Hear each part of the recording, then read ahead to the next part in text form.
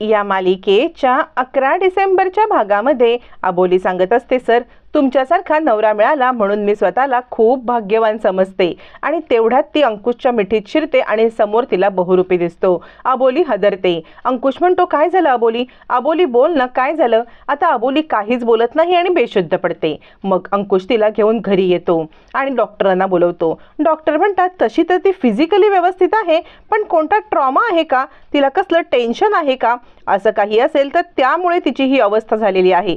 यावरती आजी म्हणते, तिला ना सगळ्या घरच्यांची काळजी करायची खूप सवय आहे, म्हणजे आमच्या सगळ्यांची ती खूप काळजी करते, खूप विचार करते आणि त्यामुळे तिला टेन्शन येतं। डॉक्टर म्हणतात, जर तिला महत्त्वाचं कोणतं टेन्शन असेल, मेजर काही, तर तुम्ही तिला या सगळ्यातून बाहेर काढायला पाहिजे, असं म्हणत डॉक्टर आता अंकुशला सल्ला देऊन निघून जातात। मग आता रमा म्हणते, मला वाटते अंकुश, अबोलीवरती कोणती तरी काळी सावली वगैरे येत आहे, आपण गुरुजींशी बोलूया का? अंकुश म्हणतो, हे बघ रमा म्हणते, हे बघ, ज्याप्रमाणे आपली देवावरती श्रद्धा असते ना, तसेच राक्षस पण असतात आणि देव जसा खरा आहे तसे राक्षस पण आपल्याला त्रास देण्यासाठी टपलेले असतात। मला अबोलीच्या बाबतीमध्ये कोणतीही आता रिस्क घ्यायची नाहीये। अंकुश म्हणतो, हे बघ, देवाला मी पण मानतो, पण या सगळ्या गोष्टींना मी काही मानत नाही आणि यासाठी हा उपाय करणं हे अजिबात मला पटत नाही, असं ठामपणे सांगून आता अंकुश गुरुजींना बोलवण्यासाठी नकार देतो। अबोली मात्र उदास असते आणि ती विचार करत असते, सरांनी माझ्यासाठी इतका काही प्लॅन केला, माझ्यासाठी इतकं सगळं केलं, मी सगळ्यावरती पाणी फिरवलं, माझ्यामुळे हे असं घडलेलं आहे। मला खूप गिल्टी वाटते की माझ्यामुळे सरांना या सगळ्याला फेस करावं लागतंय। असा विचार करत अबोली स्वतःच उदास होत असते आणि तितक्यात मागून अंकुश येतो आणि अबोलीला गच्च मिठी मारतो। अबोली, काय झालं? काय झालं अबोली, बोल तरी। अगं, या सगळ्यामध्ये तुझा काही दोष नाहीये, पण मला खरी खरी एक गोष्ट सांग बरं, असं म्हणत तो आता अबोलीला प्रश्न विचारतो आणि म्हणतो, मगाशी ज्या वेळेला तू अस्वस्थ झाली होतीस त्यावेळेला तुला काय झालं होतं? तुला तो बहुरूपी दिसला होता का? अबोली विचार करते की मी जर आत्ता सरांना सांगितलं की हो मला खरंच बहुरूपी दिसला तर सरांना खूप त्रास होईल आणि त्या सरांचा मुळातच या गोष्टीवरती विश्वास नाहीये, म्हणून मी सरांना आत्ता काही सांगू इच्छित नाहीये, आत्ता मी शांतच बसते, असा विचार करत आता अबोली खोटं बोलते की नाही बहुरूपी दिसला।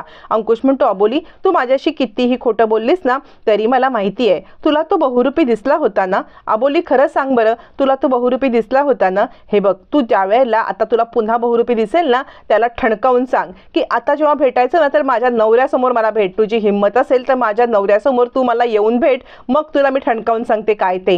हे बघ अबोली, तू घाबरू नकोस, तू इन्स्पेक्टर अंकुश शिंदे यांची बायको आहेस आणि या सगळ्यांना घाबरण्याची तुला बिलकुल गरज नाहीये, असं म्हणत अंकुश आता अबोलीला समजवत असतो।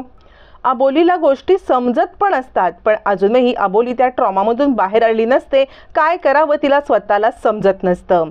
अंकुश तिला जवळ घेतो, तिला थोपटतो, तिची समजूत काढतो। आता मात्र अबोली थोडीशी स्थिरस्थावर होते। दुसऱ्या दिवशी आता रमाने विचार केलेला असतो, काहीही झालं तरी आज गुरुजींना बोलवायचंच आणि तिने गुरुजींना फोन पण केलेला असतो। आजी म्हणते, गुरुजी आलात? आमच्या लेकीला लवकरात लवकर या सगळ्यातून तुम्ही सोडवा बरं, म्हणजे तिची ही अवस्था आम्हाला बघवत नाहीये। गुरुजी म्हणतात, काळजी करू नका, मी जे सामान सांगितलंय ते सगळं सामान तुम्ही आणलंत का?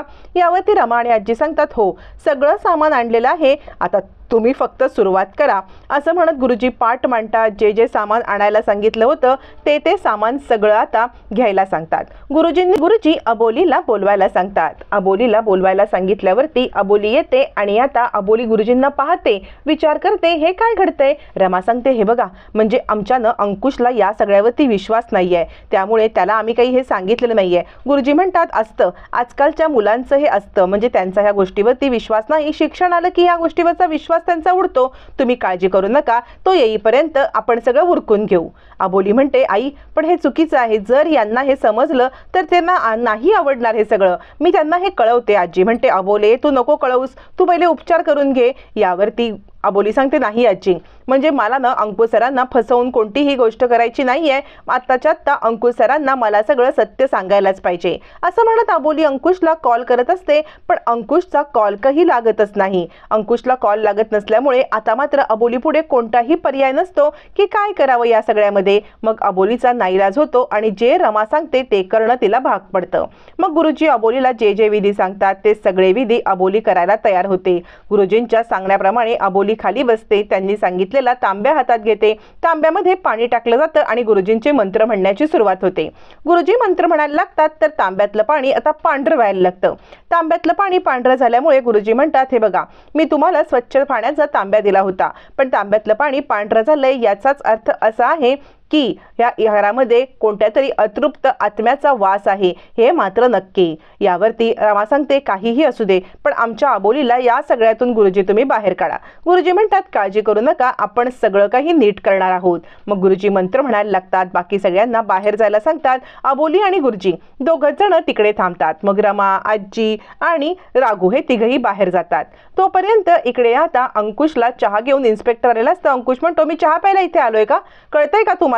चहा पिण्यासाठी मी इकडे आलेलो नाहीये. तितक्यात क्रिश येतो आणि म्हणतो, सर, त्या बहुरूप्याचा पत्ता सापडलेला आहे. म्हणजे त्या बहुरूप्याला सगळा त्याचा ॲड्रेस आणि तो कोल्हापूरचा होता. मित्रमंडळी सगळी कोल्हापूरची, तो नाटक करायचा. आता अंकुशला आठवतं की कोल्हापूर म्हटल्यावरती तो कार्तिकी म्हटला होता आणि ॲक्च्युली पल्लवी पण कोल्हापूरचीच असते. अंकुशला सगळ्या गोष्टींची एक एक करत लिंक लागते आणि अंकुश मनामध्ये विचार करत असताना क्रिश म्हणतो, सर, अबोली कशी आहे? यावरती अंकुश म्हणतो, ठीक आहे, अजूनही ट्रॉमामध्ये आहे ती. इकडे अबोलीवरती विधी सुरू होतात. गुरुजी अबोलीला काही हातामध्ये भस्म वगैरे देतात आणि घरात कुठे कुठे सांगतात तिकडे अबोली ते भस्म टाकत असते आणि आता फिरत असते. आणि त्याच वेळेला अबोलीला त्या बहुरूप्याचा आवाज ऐकू येत असतो. अबोली सांगत असते, गुरुजी, मला तो आवाज ऐकू येतोय. त्यावरती गुरुजी म्हणतात, काळजी करू नकोस अबोली, मला पण त्याचं वास्तव्य जाणवत आहे, मी आहे तुझ्या पाठी.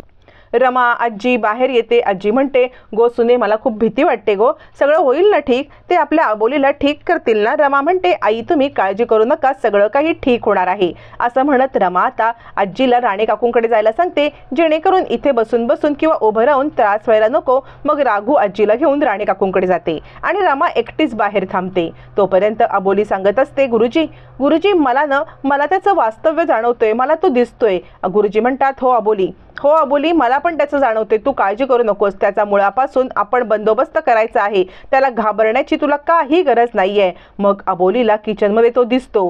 गुरुजी समोर उभे असतात आणि ते म्हणतात, अबोली तो येतोय. त्यावरती आता मात्र बहुरूपी म्हणत असतो, अबोली बोल ना, तू भूतांना घाबरतेस का? अबोली बोल ना, तू भूतांना घाबरतेस का? आता गुरुजी सांगत असतात, अबोली काळजी करू नकोस, त्याला घाबरू नकोस. त्यावरती बहुरूपी म्हणतो, अबोली तुला माहिती आहे ना, जो कोणी मला घाबरत नाही त्याला मी कशी शिक्षा देतो ते? मला न घाबरण्याचं काय होतं तुला माहिती आहे ना अबोली? गुरुजी म्हणतात, अबोली तू त्याच्या बोलण्याकडे लक्ष देऊ नकोस, तू फक्त आपल्या विधींकडे कॉन्सन्ट्रेट कर, त्याचा बंदोबस्त मी करतो. असं म्हणत गुरुजी अबोलीला सांगत असतात, एक जळका आत्मा हे अर्धवट जळलेल्या अवस्थेमध्ये तुझा बदला घ्यायला तो आलेला आहे आणि हे सत्य असतं. आता गुरुजींना तो दिसत नसला तरी गुरुजींना हे सत्य जाणवत असतं आणि गुरुजी आपल्याला घाबरत नाहीत हे बहुरूप्याला आवडत नसतं. अबोली सांगत असते, गुरुजी तो तिकडे आहे, तुम्ही तिकडे जाऊ नका. गुरुजी म्हणतात, घाबरू नको अबोली, तू फक्त सांगितलेले विधी कर, अबोली घाबरू नको. असं गुरुजी जीवाच्या आकांताने ओरडून सांगत असतात, पण बहुरूपी अबोलीला घाबरण्यामध्ये यशस्वी ठरतात. आता मात्र गुरुजी निघून गेल्यावरती खूप मोठी घटना घडते. इकडे क्रिश फोन करून सांगतो, सर, जे गुरुजी तुमच्याकडे आले होते ना, त्या गुरुजींचा ॲक्सिडेंट झालाय. याच्यावरती आता मात्र इकडे रमा म्हणते, काय रे, काय झालं? अंकुश म्हणतो, आपल्याकडे जे गुरुजी आले होते ना ते गेले. तितक्यात तिथे क्रिश येतो. ॲक्च्युली गुरुजींचा मृत्यू झालेला असतो. त्यांचा मृत्यू स्वतःहून त्यांनी फास लावून घेतल्यामुळे, पण फास लावण्याची पद्धत वेगळीच असते, कारण फास लावल्यावरती खाली काहीतरी स्टूल किंवा काहीतरी हवे याच्यावरून ते ढकलून त्याला फास लागला असेल. पण क्रिश सांगतो, सर, ही केस खूप गजब आहे, म्हणजे याच्यामध्ये आपल्याला कोणत्याही प्रकारचं स्टूल किंवा काहीही सापडलं नाहीये, इथे ही घटना काहीतरी विचित्रच आहे. असं म्हणत आता क्रिशने खुलासा केल्यावरती अंकुश करतो, ही केस काहीतरी वेगळी आहे आणि या सगळ्याच्या मागे कोण आहे मला शोधून काढायला पाहिजे. आता खरंच हे भूताखेताचं काही नाटक आहे की याच्यामध्ये अजून कोणी इन्व्हॉल्व आहे हे मात्र येणाऱ्या भागातच कळणार.